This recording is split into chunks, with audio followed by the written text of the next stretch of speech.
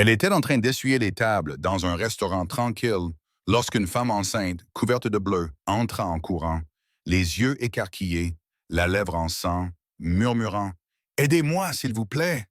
Avant qu'Elena n'ait eu le temps de réagir, le mari de la femme enfonça la porte d'un coup de pied si violent que la fenêtre en trembla.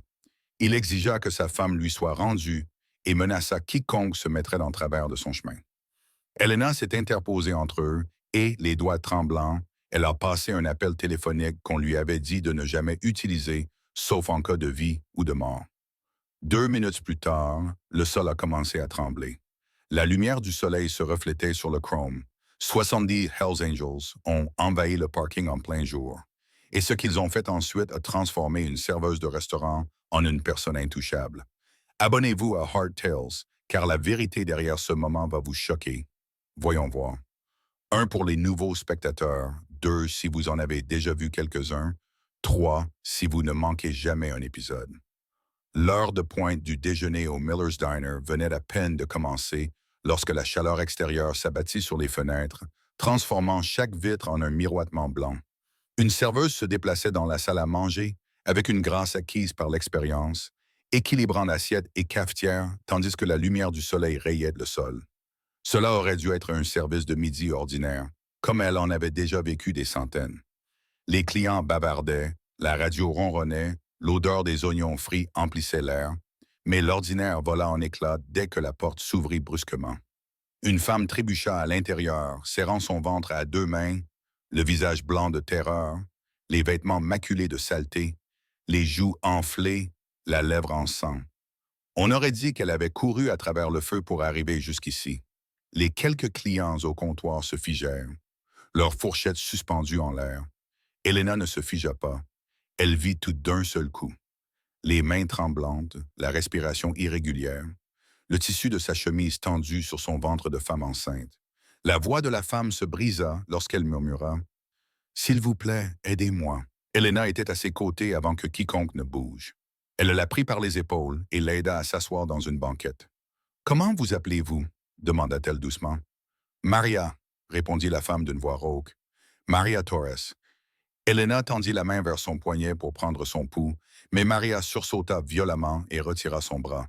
C'est alors qu'Elena vit les bleus, frais, sombres, en forme d'empreinte digitale.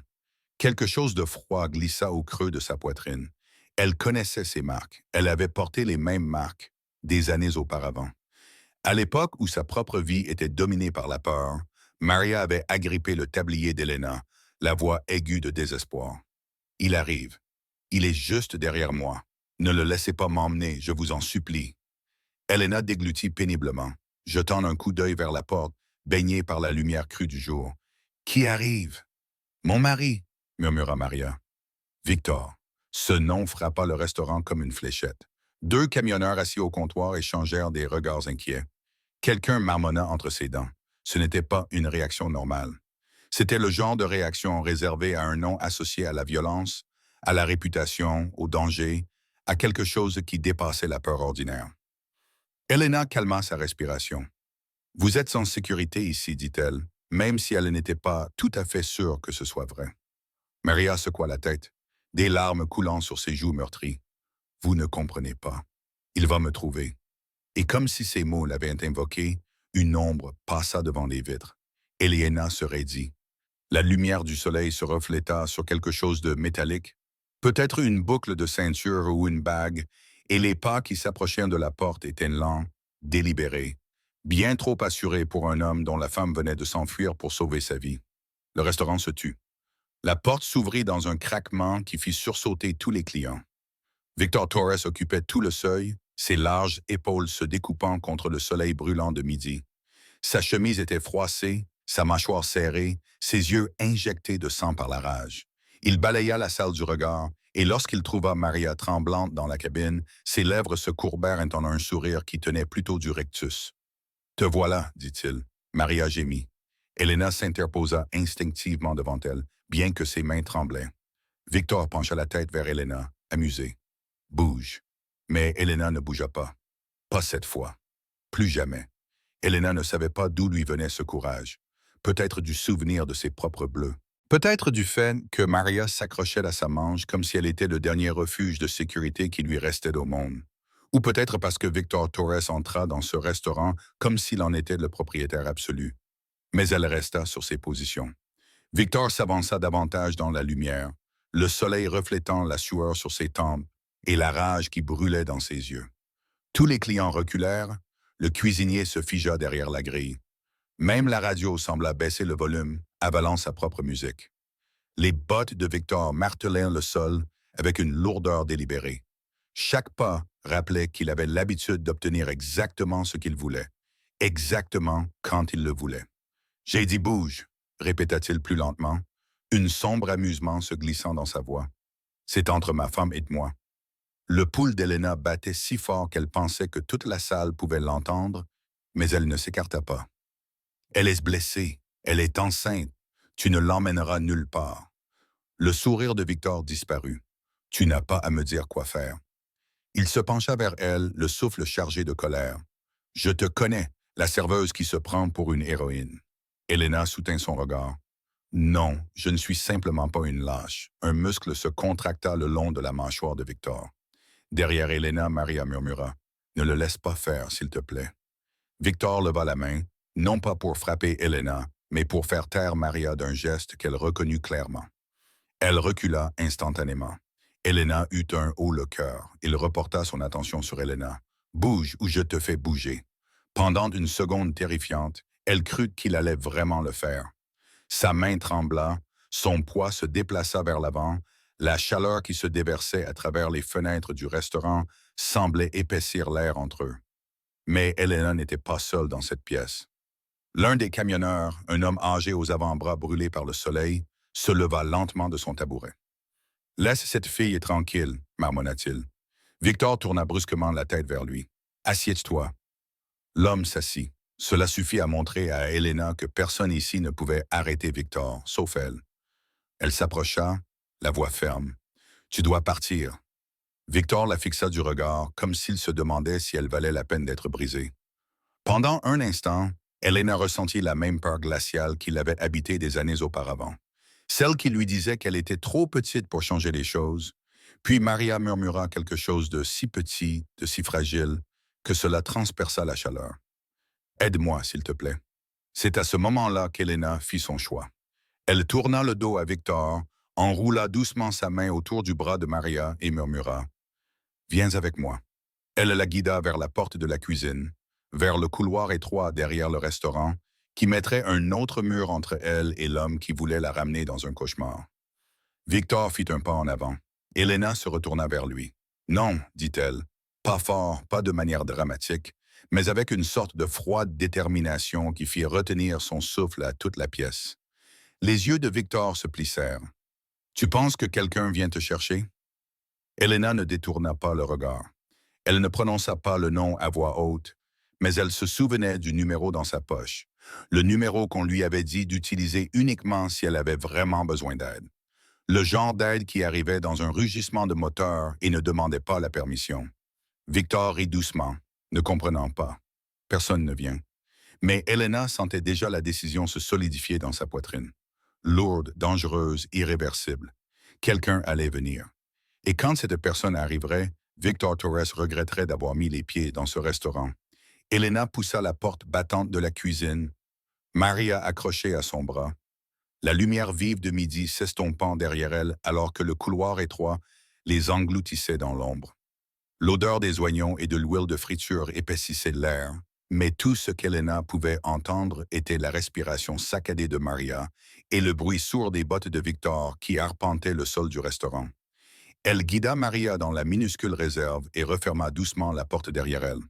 La lumière du soleil filtrait à travers une petite ouverture dans le haut du mur, projetant d'étroites bandes de lumière sur les étagères remplies de boîtes de conserve et de rouleaux de papier absorbants. Maria glissa sur le sol, les mains pressées sur son ventre, dans un geste protecteur. Des larmes coulaient sur ses joues couvertes de poussière. « Il n'arrêtera pas, » murmura-t-elle. « Il me retrouve toujours. » Helena s'accroupit, forçant sa propre panique à rester enfouie sous la surface. « Tu es en sécurité avec moi, dit-elle. » Mais même elle savait que les murs d'un restaurant ne pourraient pas retenir un homme comme Victor Torres. Pas longtemps, pas aujourd'hui. Maria la regarda avec des yeux remplis de terreur. Et quelque chose de pire encore, la résignation. Tu ne comprends pas qui il est, Elena déglutit. Je n'ai pas besoin de savoir qui il est. Je sais ce qu'il est. Maria sursauta à un bruit soudain et sec. Un poing frappant le métal. Victor s'était déplacé vers la porte de la cuisine. Il était proche, trop proche. Elena, cria-t-il, sa voix vibrant à travers le mur. Ouvre cette porte immédiatement. La respiration de Maria se transforma en halètement désespéré. S'il te plaît, ne le laisse pas m'emmener. Je t'en prie. Elena fouilla dans son tablier, les mains tremblantes, jusqu'à ce que ses doigts trouvent le bout de papier qu'elle gardait depuis des années.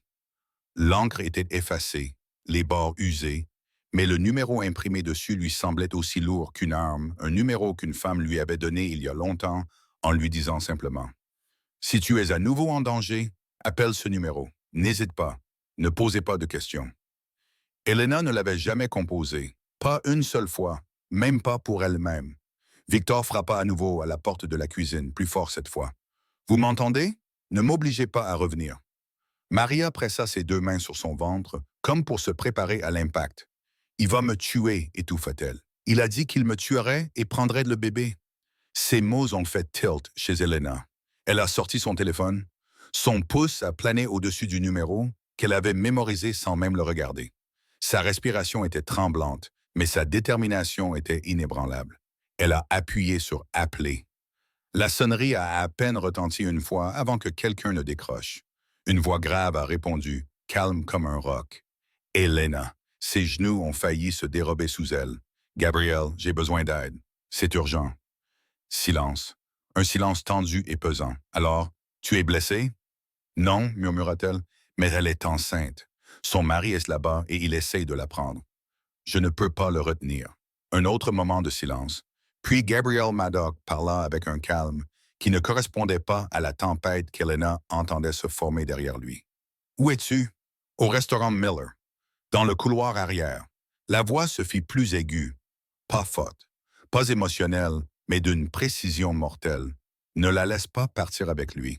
Elena expira bruyamment, le poids de ses mots la submergeant. « D'accord, nous arrivons. »« Combien sont-ils? » murmura Elena avant de pouvoir s'en empêcher. « Tu nous entendras, » répondit-il. L'appel fut coupé. Elena fixa le téléphone, le cœur battant à tout rompre, tandis que Maria murmurait « Qui était-ce » Et avant qu'Elena puisse répondre, Victor frappa à nouveau du poing contre la porte de la cuisine, si fort que les gonds en tremblèrent.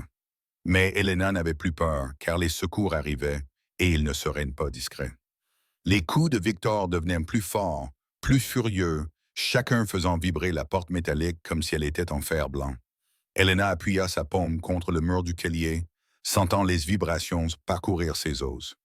Maria se recroquevilla davantage sur le sol, les bras enroulés autour de son ventre, comme si elle pouvait protéger la vie qui grandissait en elle par la seule force de sa volonté. « Elena !» rugit Victor, la voix cassée par la rage. « Ouvre cette porte avant que je ne la défonce !» Elena savait qu'il était sérieux. Elle pouvait l'entendre dans le ton déchaîné de sa voix, le même qu'elle se rappelait des nuits où elle priait pour que quelqu'un l'intervienne. Mais cette fois, ce n'était pas elle qui fuyait. Et cette fois, elle n'était pas seule. Elle aida Maria à se mettre à genoux. « Encore un peu, » murmura-t-elle. « Ils arrivent. »« Qui arrive ?» demanda Maria en tremblant. « Personne ne peut l'arrêter. » Elena déglutit péniblement, regardant vers le couloir comme si elle pouvait voir à travers les murs, à travers le temps lui-même, au loin où les secours étaient déjà en route. « Tu te trompes, » dit-elle doucement. « Il y a quelqu'un. » Le poing de Victor frappa à nouveau. Cette fois, la porte se déforma, une petite bosse à peine visible, mais suffisante pour faire bondir le cœur d'Elena. Elle jeta un coup d'œil autour d'elle dans la pièce exiguë. Aucune arme, aucune issue, seulement une fenêtre trop haute pour être atteinte et une porte qui ne résisterait pas une minute de plus à la rage de Victor. Il donna un coup de bip dans la porte. Les gonds grincèrent. « Elena !» aboya-t-il. « J'en ai assez de jouer !» gémit Maria en agrippant le bras d'Elena avec une force surprenante. « Ne le laisse pas m'emmener !» murmura-t-elle. « Il va me tuer. Il a failli le faire ce matin. » Elena s'agenouilla à côté d'elle, la voix calme, mais les mains tremblantes. « Écoute-moi. » Regarde-moi, dit-elle. Maria leva son visage baigné de larmes. Tu ne retourneras pas là-bas, dit Helena. Pas tant que je serai en vie. Un autre coup de pied violent. Le métal grinça. La porte se courba vers l'intérieur. Maria cria. Helena lui saisit les épaules. Tiens bon, tiens bon. Puis les coups cessèrent. Le silence envahit le couloir, soudain et anormal, pesant sur les oreilles d'Helena jusqu'à ce qu'elle se demande si elle l'avait imaginé. Puis elle l'entendit, un son si faible au début qu'il ressemblait à un grondement lointain, comme le tonnerre roulant sous la terre. Le sol sous ses pieds vibrait. Les étagères de la réserve tremblaient. Maria eut le souffle coupé. « Qu'est-ce que c'est » murmura-t-elle. Helena se leva lentement, fixant la porte de la cuisine alors que le bruit s'amplifiait. Des moteurs lourds, puissants, rythmés. Beaucoup de moteurs. Victor se figea de l'autre côté de la porte métallique. Elle entendit ses pas changer, la confusion se mêlant à son arrogance. Qu'est-ce que c'est que ça? Les moteurs devinrent plus forts, s'amplifiant en un rugissement unique qui fit tomber la poussière du plafond. Le genre de bruit qui engloutissait toutes les rues sur son passage. Le genre de bruit qui faisait trembler les fenêtres et vibrer l'air. La lumière du soleil passa sous la porte. Une ombre passa. D'autres ombres suivirent. Des dizaines. Puis le crissement indubitable de pneus dérapant sur le gravier. Victor jura. Non, non, non, non. Le pouls d'Helena se stabilisa pour la première fois depuis que Maria avait fait irruption dans le restaurant. Ils sont là, murmura-t-elle. Victor s'éloigna de la cuisine. Des bottes se précipitèrent. Des cris éclatèrent à l'extérieur. Des portes claquèrent. Des moteurs vrombirent à l'unisson. Une vague assourdissante de puissance déferla sur le petit restaurant de la ville comme une déclaration. Les yeux de Maria s'écarquillèrent, tremblants. « Qui sont-ils » Et Helena expira, le souffle qu'elle retenait depuis des années quittant enfin sa poitrine. « Les Hells Angels » dit-elle doucement. « Ils sont 70. » Et dans le silence qui précéda le crissement des pneus de la première moto s'arrêtant devant la porte du restaurant, elle ajouta « Et ils ne sont pas là pour toi. » Le rugissement à l'extérieur monta en un crescendo violent, faisant trembler les minces murs du restaurant jusqu'à faire vibrer les salières sur les tables. La lumière du soleil pénétrait par les fenêtres avant en éclats vifs et aveuglants, se reflétant sur le chrome, le métal et les casques en mouvement. Cela ne ressemblait pas à l'arrivée d'un groupe. Cela ressemblait à la descente d'une force. Victor trébucha en arrière depuis la cuisine, les yeux écarquillés, le souffle coupé. Pour la première fois depuis qu'il était entré dans le restaurant, il n'était plus le prédateur. Il ressemblait à un homme réalisant soudainement qu'il avait mis les pieds dans le mauvais monde. Les moteurs s'arrêtèrent tous en même temps. Le silence s'abattit sur le restaurant avec une telle intensité qu'il fit bourdonner les néons. Puis vinrent les pas, réguliers et synchronisés. Des dizaines de bottes frappant le sol au même rythme. Une formation, pas une foule, une unité. La lumière du soleil projetait de longues ombres sur le sol du restaurant, alors que les premières silhouettes passaient devant les fenêtres, assombrissant la moitié de la pièce. La voix de Victor se brisa. Non, ce n'est pas possible. Il ne les aurait pas appelés. Helena sortit du couloir et se plaça entre lui et la porte de la cuisine. Tu ne lui as pas laissé le choix. La porte du restaurant s'ouvrit. La lumière du jour envahit la pièce, soulignant la silhouette seule dans l'embrasure de la porte. Gabriel Maddox n'avait pas besoin de dire un mot. Sa présence parlait pour lui.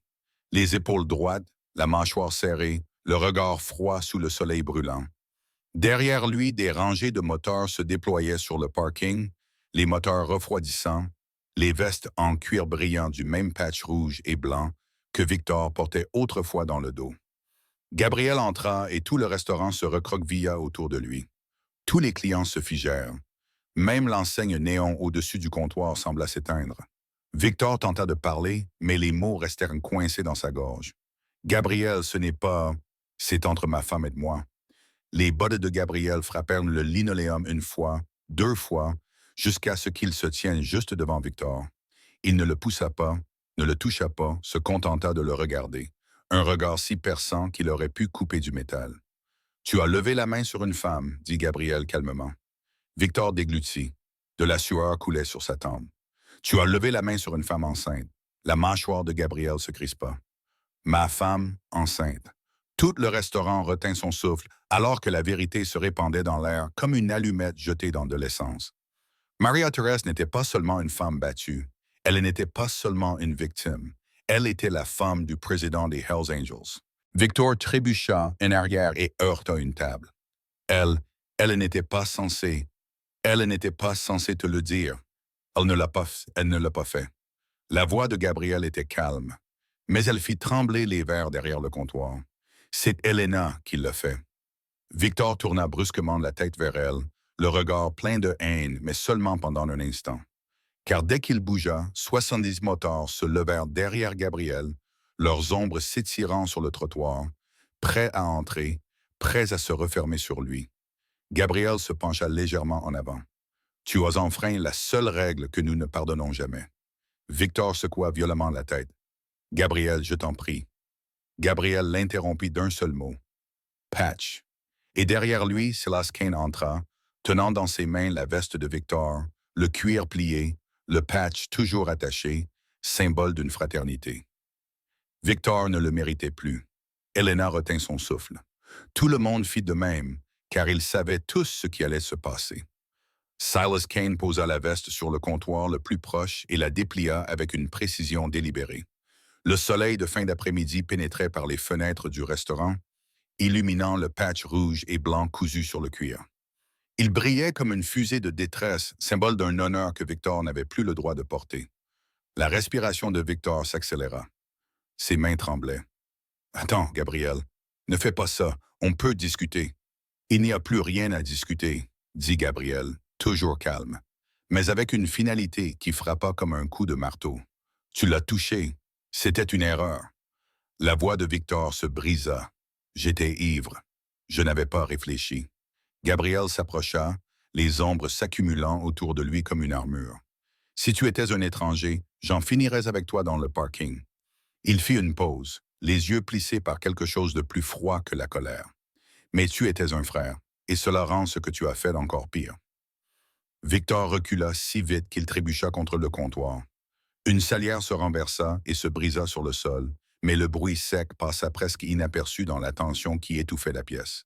Silas s'approcha, levant de la main. « Tu sais ce qui va se passer maintenant, » dit-il calmement. Victor se colla contre le comptoir. « Non, non, Silas, tu ne peux pas. Ne me prends pas ça, n'ose même pas. » Silas ne détourna pas le regard. « Tu m'as pris quelque chose en premier. » Il tendit la main. Victor se recula brusquement.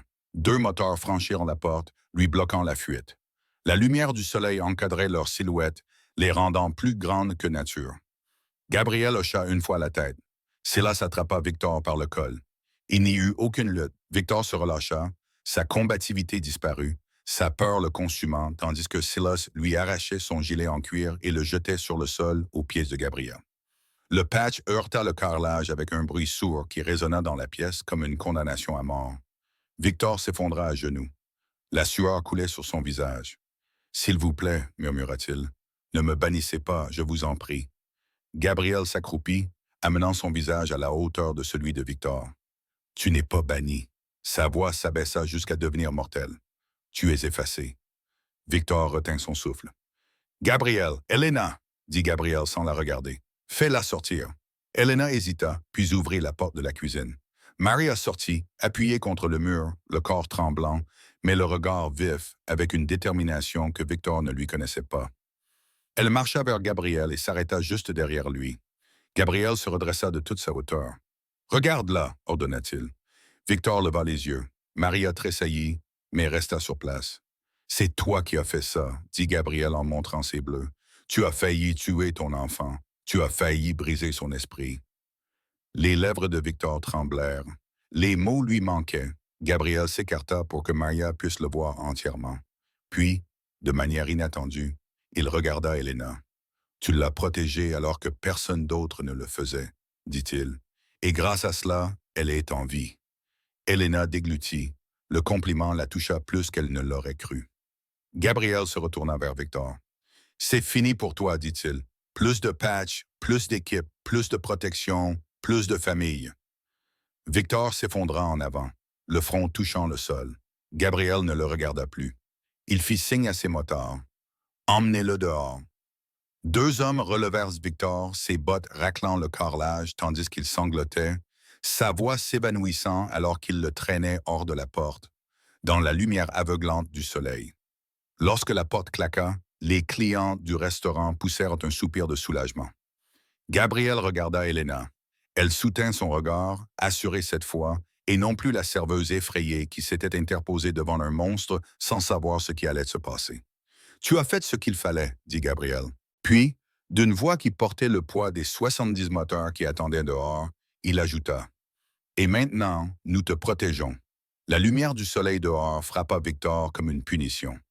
Lorsque la porte s'ouvrit, la lumière blanche et crue se répandit sur le parking, illuminant la file de 70 Harley qui attendaient dans un silence de mort.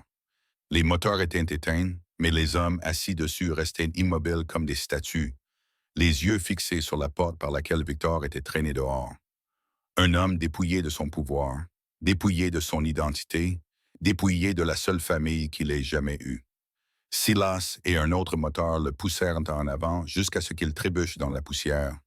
La chaleur se dégageait du bitume et Victor leva le bras pour protéger ses yeux du soleil, clignant des yeux frénétiquement comme si le monde était devenu trop lumineux, trop réel. À l'intérieur du restaurant, Gabriel ne le regarda pas partir. Il resta simplement debout, dos à la porte, laissant passer le moment comme s'il s'agissait d'une exécution déjà accomplie. Son attention se porta sur Elena et Maria, une serveuse qui se maintenait debout à force de volonté et une femme enceinte meurtrie qui pouvait à peine rester debout. Maria s'affaissa contre la banquette, une main agrippée à la table. Gabriel s'approcha d'elle, la voix basse mais ferme. « Vous êtes en sécurité maintenant. » Sa respiration était saccadée. « Je ne pensais pas que vous viendriez. » Gabriel serra les mâchoires. « J'aurais dû m'en rendre compte plus tôt. » Il lui toucha doucement le bras, la guidant vers la lumière du soleil où Silas attendait, le regard adouci à sa vue. Elena observait la scène, le cœur battant encore fort, même si le danger était passé. Le restaurant semblait différent à présent, comme si l'air avait changé, comme si les murs avaient englouti une histoire et se préparaient à en accueillir une autre. Gabriel se tourna vers elle. Pendant un instant, elle se sentit exposée sous son regard, non pas menacée, mais vue. Et cela était encore plus bouleversant. « Tu l'as protégée alors que personne d'autre ne l'a fait, » dit-il. « Même mes propres hommes ne sont pas arrivés avant toi. » Elena essaya de parler, mais sa gorge se serra. « Je n'ai pas réfléchi. Je ne pouvais pas le laisser lui faire du mal à nouveau. C'est pour ça que c'était important, » dit Gabriel. « Le courage ne s'exprime pas à voix haute. C'est ce que tu as fait. » Quelques clients jetèrent un œil prudent depuis leur siège. D'autres fixaient ouvertement Elena comme si elle s'était transformée en quelqu'un qu'ils n'avaient jamais remarqué auparavant. Gabriel poursuivit. « Tu viens avec nous? » Elena cligna des yeux. « Quoi? Toi et Maria? » Il précisa. Victor ne s'arrêtera pas. « Pas maintenant.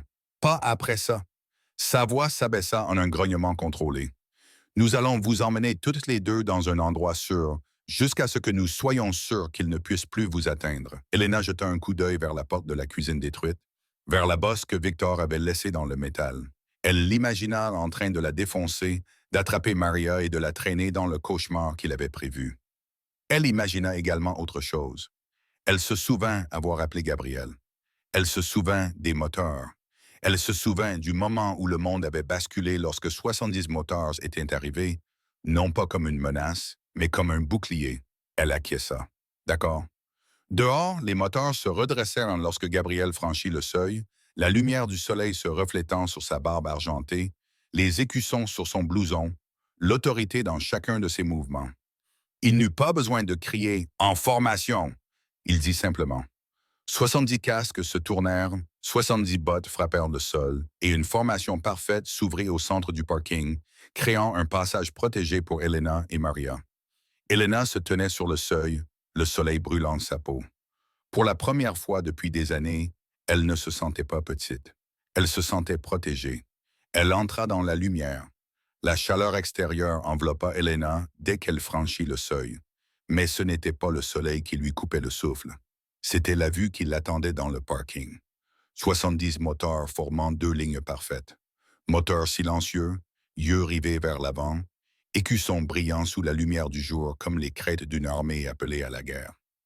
Maria s'avança prudemment à ses côtés, s'appuyant légèrement sur Elena pour garder l'équilibre. Silas s'approcha le premier, son expression s'adoucissant lorsqu'il aperçut la joue meurtrie de Maria. « Nous prendrons soin de vous, dit-il. « Vous deux, répondit Elena en serrant Maria un peu plus fort. L'offre n'était pas douce, elle était absolue. Gabriel marchait devant eux, le soleil capturant son ombre qui s'étirait sur le trottoir. Il n'avait pas besoin de se retourner pour savoir qu'il le suivait. Tous les motards le long du chemin ajustèrent leur posture. Des changements subtils, des angles protecteurs, un message tacite gravé dans la lumière du jour. Personne ne les touche. Personne n'essaye. Alors qu'Elena et Maria passaient entre les rangées de motards, les hommes inclinèrent la tête. Pas une révérence, mais une reconnaissance silencieuse. Du respect, de la reconnaissance. Elena le ressentit comme une vague se déplaçant sous ses pieds, la poussant vers l'avant. Maria murmura d'une voix tremblante. « Ils font tout ça pour moi, répondit Elena doucement. Pour nous deux. » Gabriel s'arrêta à côté d'un SUV noir garé à l'avant du convoi. La porte était déjà ouverte. La climatisation ronronnait doucement. « Maria, tu montes avec Silas, dit-il. Il t'emmènera directement à la planque. » Maria hésita. « Gabriel, je suis désolé. Je ne voulais pas de tout ça. » Gabriel s'approcha, la voix plus douce qu'auparavant. « Rien de tout cela n'est de ta faute. Tu avais seulement besoin de protection. Tu l'as maintenant. » Silas guida Maria vers le siège passager avec une tendresse surprenante, ajustant la ceinture de sécurité pour qu'elle ne appuie pas sur son ventre. Lorsque la porte se referma, Elena sentit une petite partie de sa tension se relâcher. Gabriel se tourna ensuite vers elle. « Toi, dit-il, tu viens avec moi. » Elena cligna des yeux. « Pourquoi moi? » « Parce que tu t'es interposé entre lui et moi. » Son expression se durcit. « Victor ne prendra pas cela à la légère. » Elena ouvrit la bouche, mais avant qu'elle n'ait pu protester, les moteurs derrière eux démarrèrent leur moteur.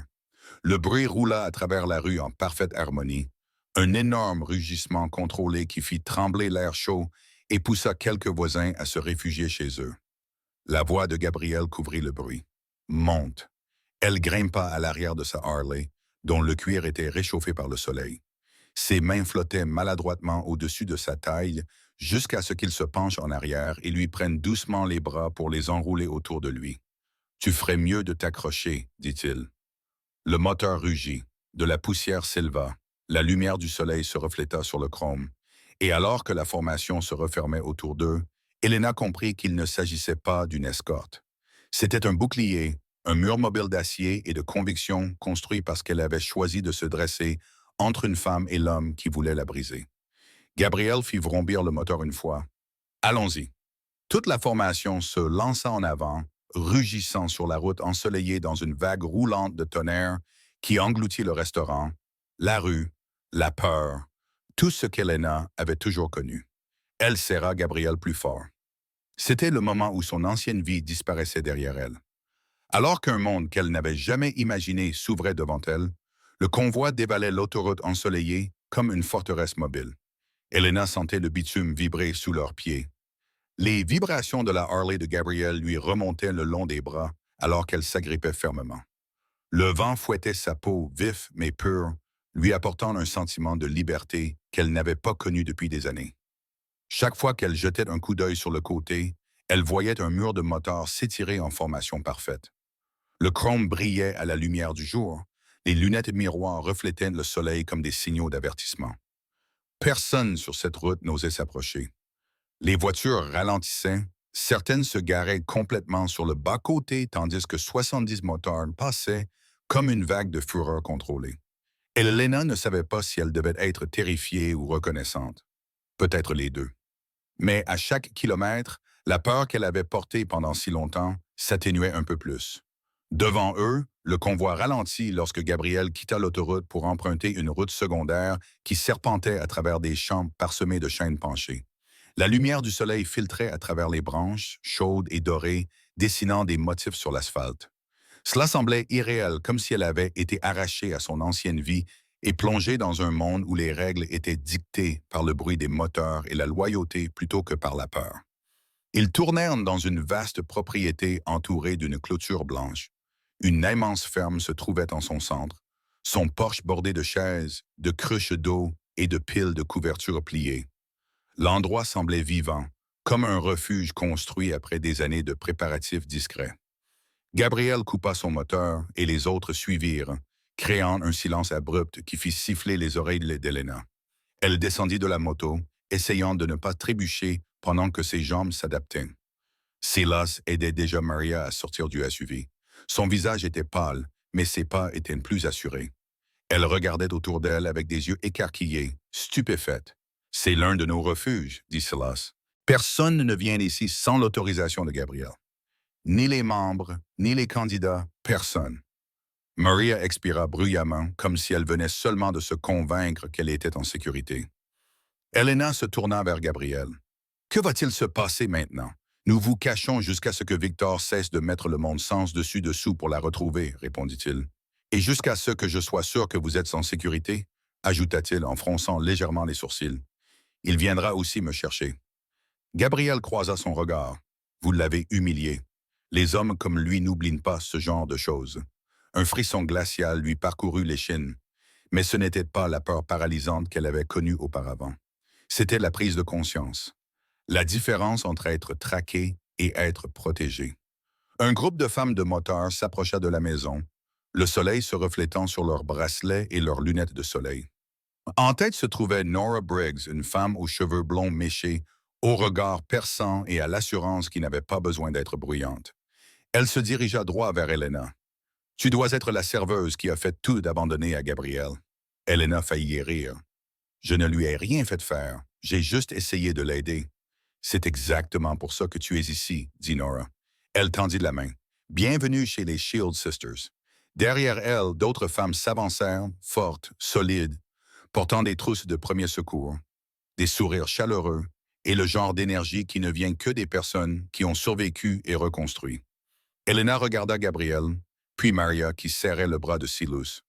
Pour la première fois, elle ne se sentait pas comme une étrangère au milieu du chaos.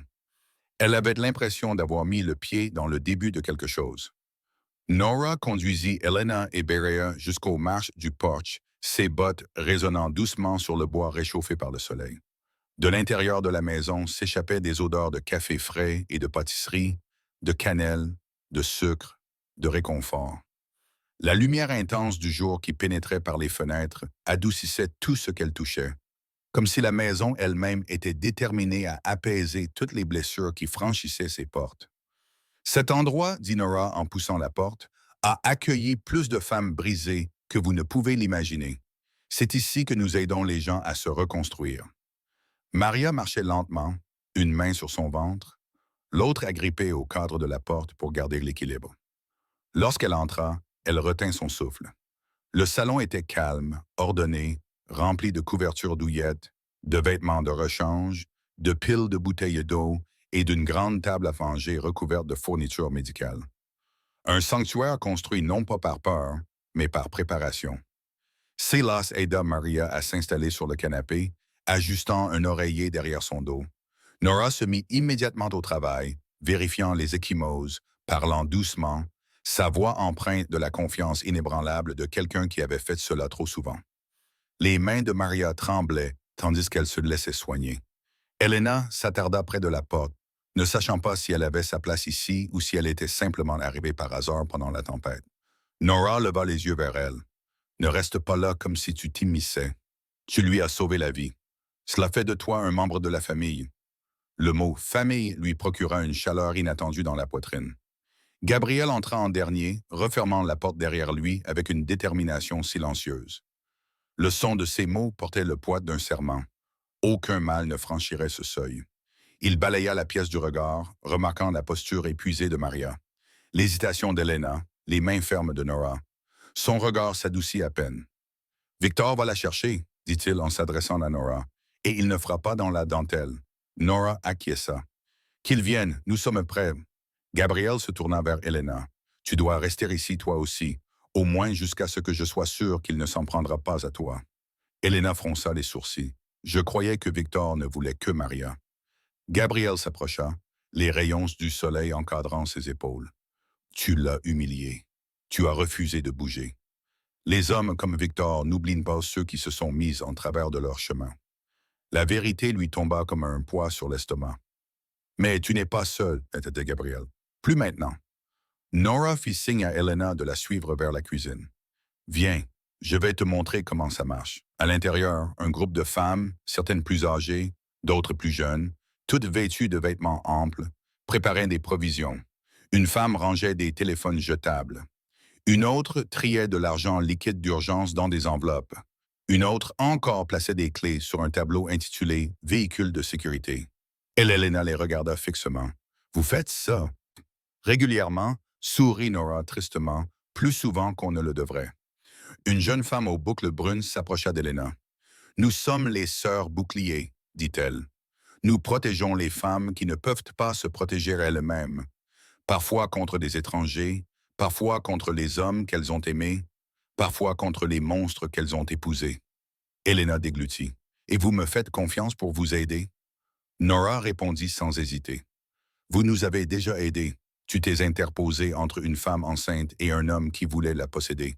C'est ce que nous faisons. » La voix de Maria flottait depuis le salon, douce, cassée, pleine d'espoir.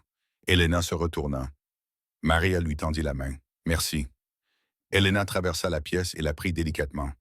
Dans cet instant baigné de soleil, entourée de personnes qu'elle ne connaissait pas, mais en qui elle avait déjà confiance, Elena sentit quelque chose changer en elle. Ce n'était pas de la peur, ce n'était pas de l'adrénaline, c'était une raison d'être. Et elle comprit pour la première fois pourquoi Gabriel lui avait dit qu'elle n'était pas seule, car elle ne l'était pas. Plus maintenant. Et Elena ne dormit pas cette nuit-là, non pas parce qu'elle n'était pas en sécurité. Elle l'était pour la première fois depuis des années, mais parce que la maison autour d'elle vibrait d'une intensité tranquille qu'elle n'avait jamais connue. Même dans l'obscurité, les sœurs Shield se déplaçaient dans les couloirs comme des gardiennes expérimentées, vérifiant les serrures, chuchotant des informations, préparant du café pour les longues heures à venir. Dehors, les cavaliers se relayaient sous les lumières du porche, les moteurs refroidissant dans la poussière baignée par la lune, leurs silhouettes immobiles comme des statues. À l'aube, la lumière du soleil se répandit sur le ranch, transformant les champs en or. Elena sortit. L'air matinal était frais sur sa peau. Le rugissement de la nuit précédente semblait lointain, remplacé par le chant des oiseaux et le léger bruissement du vent dans les chênes. Mais le calme ne signifiait pas l'immobilité. Une femme vêtue d'une veste en jean. Lena, l'une des plus jeunes sœurs Shield, traversa précipitamment la cour, un téléphone jetable collé à l'oreille, le visage tendu. « Tu es sûr? »« D'accord, surveille-la. » « Nous arrivons. » Elle raccrocha et courut vers Nora, qui organisait des fournitures médicales en plein jour, avec autant de désinvolture que si elle préparait un pique-nique dominical. Lorsque Nora entendit la nouvelle, elle serra les mâchoires. « Que s'est-il passé? » demanda Elena. Nora se tourna vers elle. Une autre femme, dans la ville voisine, s'est précipitée dans une supérette ce matin avec son enfant dans les bras. Elle a dit que son petit ami l'avait enfermée dans une caravane toute la nuit. Elena sentit sa gorge se serrer. Est-elle en sécurité maintenant? Elle le sera. Nora attrapa un sac de voyage sur le porche. Nous partons. Elle jeta un coup d'œil à Elena. Tu devrais venir. Elena hésita. Moi? Pourquoi? Parce que tu dois comprendre ce que c'est, dit doucement Nora. Ce dans quoi tu t'es embarqué en tenant tête à Victor. Nous ne sauvons pas les femmes une seule fois. Nous restons avec elles, nous les guidons, nous les protégeons jusqu'à ce qu'elles puissent à nouveau respirer par elles-mêmes. Elena n'avait pas besoin d'être davantage convaincue. Elle suivit Nora jusqu'à un SUV où deux moteurs, casques déjà enfilés, faisaient vrombir légèrement leur moteur à la porte. Ils roulèrent vers la ville voisine baignée de soleil. Un endroit qui semblait d'ordinaire de l'extérieur, avec ses rues calmes et ses jardins fleuris, dissimulant la tempête qui faisait rage à l'intérieur d'une de ces petites supérettes. Quand elles sont arrivées, une femme effrayée se tenait derrière le comptoir, serrant sa petite fille si fort que les pieds de l'enfant pendaient au-dessus du sol. Ses vêtements étaient déchirés. Son visage était couvert de saleté. Elle sursautait à chaque bruit. Nora s'est approchée lentement, les paumes ouvertes, la voix calme. « Je m'appelle Nora. Vous êtes en sécurité. Il ne peut pas vous atteindre ici. » Les lèvres de la femme tremblaient. Il a dit qu'il me trouverait.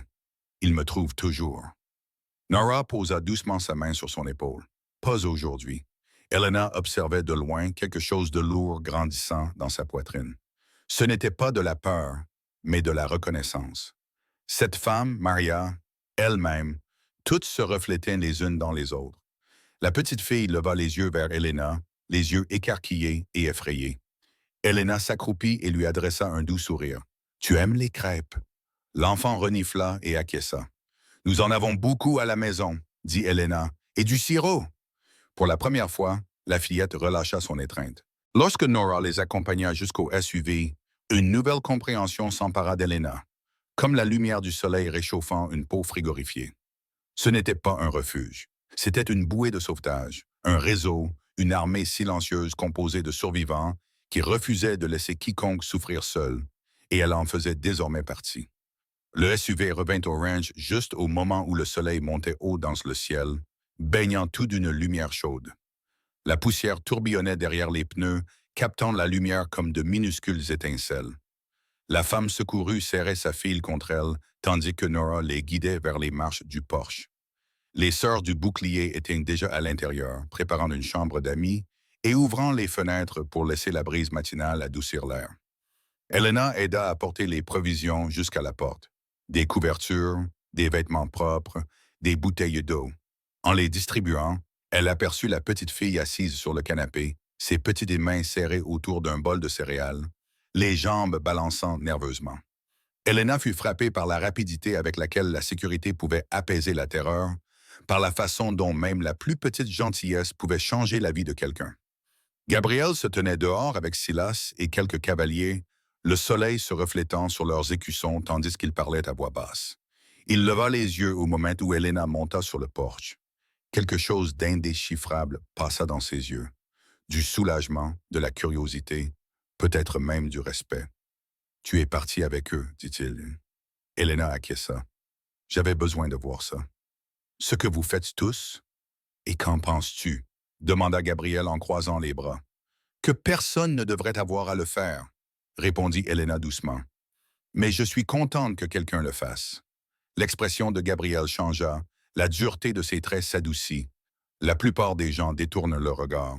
Ils font semblant de ne pas entendre les cris chez leurs voisins. Ils font semblant de ne pas voir les bleus. Il jeta un coup d'œil vers la maison. « Mais toi, tu ne l'as pas fait. » Elena regarda ses mains, qui tremblaient encore légèrement. « Je n'ai pas été courageuse. J'ai eu peur tout le temps. Elle aussi, dit Gabriel. Ils l'ont tous été. Le courage, ce n'est pas ne pas avoir peur. Le courage, c'est choisir de rester là malgré tout. » Avant qu'Elena n'ait pu répondre, Nora monta sur le porche. « Il faut qu'on parle. » Gabriel se redressa. « Qu'est-ce qui ne va pas? » Nora échangea un rapide regard avec Silas, puis croisa celui de Gabriel. Victor a été aperçu. Elena sentit l'air quitter ses poumons. « Où? » demanda Gabriel d'une voix plus aiguë. « À 2 villes d'acier, » répondit Nora. Il pose des questions, montre la photo de Maria aux gens, leur dit qu'elle s'est enfuie avec quelqu'un. Il est en colère. Il la cherche. Silas marmonna un juron entre ses dents. Gabriel serra les mâchoires, mais ne haussant pas le ton. « À quelle distance? Assez près pour que nous interceptions 2 appels concernant un homme aux yeux exorbités qui frappait aux portes. » Nora pencha la tête. Il perd pied. Elena sentit un frisson glacial lui parcourir l'échine. Elle repensa à la bosse sur la porte du restaurant, à la façon dont il avait prononcé son nom, comme une menace, à la noirceur de son regard. Gabriel s'approcha et baissa la voix. « Écoute-moi, Elena, ce n'est pas ta faute. Tu n'as pas mis Maria en danger. C'est Victor qui l'a fait et maintenant, il est désespéré. »« Qu'est-ce que cela signifie pour nous? » murmura Elena.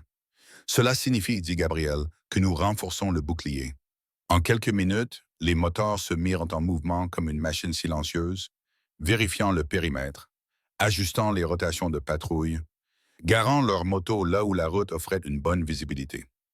Un sentiment d'urgence calme envahit le ranch. Chacun connaissait son rôle. Chacun comprenait les enjeux.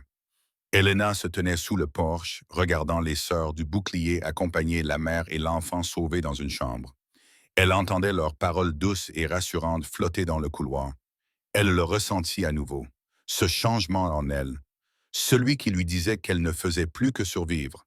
Elle faisait désormais partie de quelque chose de plus grand, quelque chose qui ne fuyait pas le danger, quelque chose qui allait à sa rencontre pour sauver ceux qui ne le pouvaient pas. Et elle comprenait maintenant pourquoi Gabriel avait dit qu'elle était à sa place ici. Parce que ce n'était pas la fin de son histoire. C'était le début de sa vocation. Le matin se prolongea jusqu'à l'après-midi, tandis que le ranch s'installait dans un rythme tendu mais concentré. À l'intérieur, les femmes cuisinaient, nettoyaient, soignaient les blessures et murmuraient des mots réconfortants. À l'extérieur, les moteurs se déplaçaient comme un périmètre vivant, les moteurs refroidissant au soleil, les bottes crissant sur le gravier, les yeux scrutant la route vide qui s'étendait au-delà du portail. À midi, la chaleur faisait miroiter les champs, transformant l'horizon en une ligne dorée ondulante. Elena se tenait à l'ombre du toit du Porsche, observant les moteurs se relayer avec une précision militaire. Toutes les quelques minutes, un moteur passait devant elle en lui faisant un signe de tête, reconnaissant sa présence, non pas comme celle d'une étrangère, mais comme celle de quelqu'un qui avait gagné sa place parmi eux. Gabriel revint d'une courte patrouille, les bottes couvertes de poussière, la lumière du soleil se reflétant sur l'argent de sa barbe. Elena pouvait voir la fatigue dans les rides autour de ses yeux, le poids de la responsabilité qui pesait lourdement sur ses épaules, mais il le portait avec le calme et la détermination d'un homme qui faisait cela bien avant son arrivée. Il vint se placer à côté d'elle. « Ça va? » Elle expira sans s'être rendu compte qu'elle retenait son souffle. « Mieux que je ne le pensais. C'est parce que tu es plus forte que tu ne le crois. » Il jeta un coup d'œil vers la maison. « Maria n'oubliera pas ce que tu as fait. » Elena déglutit péniblement. Elle n'aurait pas dû avoir besoin d'être sauvée. Aucun d'entre eux ne devrait l'être. Gabriel acquiesça lentement. Mais c'est le cas. Et quand c'est le cas, il faut que quelqu'un soit prêt à se jeter dans le feu. Elena leva les yeux vers lui. Comme toi. Le regard de Gabriel s'adoucit. Comme nous. Un klaxon retentit à l'autre bout de la propriété. 2 courts coups. Pas une alarme, mais un signal. Des cavaliers commencèrent à affluer vers la cour, formant un demi-cercle lâche. Leurs ombres s'étirèrent sur le sol. Des nuages de poussière s'élevèrent tandis que les moteurs s'allumaient les uns après les autres, jusqu'à ce que l'air vibre d'un grondement grave et unifié. Elena s'avança, perplexe. Que se passe-t-il? Gabriel se tourna vers elle avec un léger sourire. Aujourd'hui, il s'agit de quelque chose de plus important que Victor, de plus important que le danger. Il s'agit de respect. Nora les rejoignit, repoussant une mèche de cheveux derrière son oreille. « Il est temps de quoi? » demanda Elena. Nora posa une main sur son épaule. « Pour qu'ils honorent ce que tu as fait. » Avant qu'Elena n'ait pu répondre, une ligne de moteur s'est écartée au milieu, créant un passage dégagé qui menait à la cour ouverte. Le grondement s'est calmé, pas complètement, mais il était plus doux, plus contrôlé. À l'autre bout de la formation, une Harley noire avec un guidon chromé est apparue lentement. Le moteur descendit de sa moto avec une aisance acquise par l'habitude. Il était grand, large d'épaules, et son blouson était orné d'écussons qu'Elena n'avait jamais vus auparavant. Des signes de rang et de respect qui avaient du poids, même dans le silence. Gabriel se redressa. Le président de l'État est là.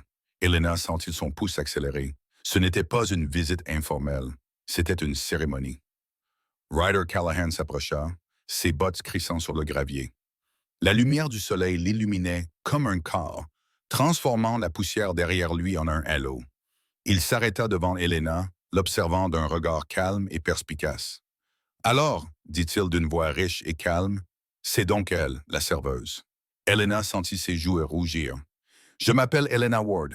Je sais qui vous êtes, dit Ryder. J'ai tout entendu. » Les moteurs autour d'eux restèrent debout dans un silence respectueux. Même le vent semblait s'être arrêté. Ryder poursuivit. « La plupart des gens s'enfuient quand ils voient le genre d'homme que Victor Torres est devenu. Pas vous. Vous vous êtes interposé. Vous avez protégé une femme qui ne pouvait pas se protéger elle-même. Une femme qui portait l'enfant d'un des nôtres. » Elena eut la gorge serrée. « Ce genre de courage, dit Ryder, mérite plus que des mots. » Il se tourna vers Nora, qui s'approchait en tenant quelque chose plié sur son bras. Du cuir blanc orné de coutures rouges. La lumière du soleil se reflétait sur la broderie. Nora le tendit à Ryder. Puis Ryder le déplia lentement. Un gilet, blanc, une couleur réservée aux femmes les plus honorées de leur monde. Dans le dos, en lettres courbes et audacieuses, était inscrit un mot. Intouchable. Elena retint son souffle. Ryder s'approcha en lui montrant le gilet. Ce n'est pas un écusson, dit-elle. C'est une promesse de notre part, de la part des 70 hommes qui se tiennent ici. Les cavaliers autour d'eux baissèrent la tête en signe d'acquiescement silencieux. Ryder poursuivit, « Tant que tu porteras cela, personne ne te touchera, personne ne te menacera, personne ne posera la main sur toi sans avoir à nous rendre des comptes. » Il tendit le gilet vers elle. « Aujourd'hui, Helena Ward, nous te rendons intouchable. » La cour devint complètement silencieuse. La vision d'Helena se brouilla, non pas à cause de la peur cette fois, mais à cause d'un sentiment irrésistible. Quelque chose qu'elle ne s'attendait pas à ressentir.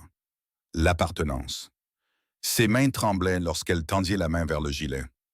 Lorsque ses doigts se refermèrent sur le cuir chaud, les moteurs se mirent à rugir, leurs moteurs vrombissant à l'unisson, créant un bruit si puissant que la terre vibra sous ses pieds. Gabrielle se pencha vers elle et lui murmura d'une voix si basse qu'elle seule pouvait l'entendre. « Tu l'as mérité. » Le soleil brillait au-dessus de leur tête, la poussière tourbillonnait autour d'elle. Les 70 moteurs levèrent le poing en son honneur et Helena Ward se tenait au centre de tout cela, tenant le gilet qui allait tout changer. Les moteurs finirent par se taire. Mais l'énergie dans l'air ne s'estompa pas. Elle se transformant en quelque chose de plus profond, quelque chose qui vibrait sous la peau longtemps après que le rugissement se soit éteint. Helena se tenait dans la cour, le gilet blanc drapé sur ses bras, la lumière du soleil transformant ses coutures rouges en un halo brûlant. Pendant un long moment, elle ne put bouger. Elle pouvait à peine respirer. Puis Gabrielle s'approcha derrière elle, ses mains douces soulevant le gilet et le posant sur ses épaules. Le cuir était chaud du soleil, plus lourd qu'elle ne l'avait imaginé, plus lourd de sens, de responsabilité, d'une promesse que 70 hommes venaient de graver en plein jour. Quand il eut fini d'ajuster le col, il recula.